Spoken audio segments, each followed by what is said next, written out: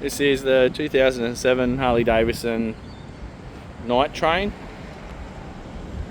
Complied in Australia in 2011.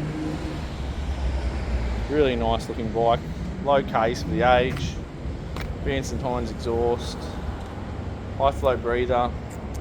Just done a full service on this one. It's got the eight bars. It's all Willie G controls. New front tyre fitted. All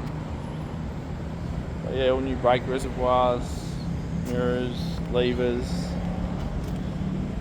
tinted lenses on the blinkers. As I said, low case for the age of it. It's only done 18,000 Ks. Fire up.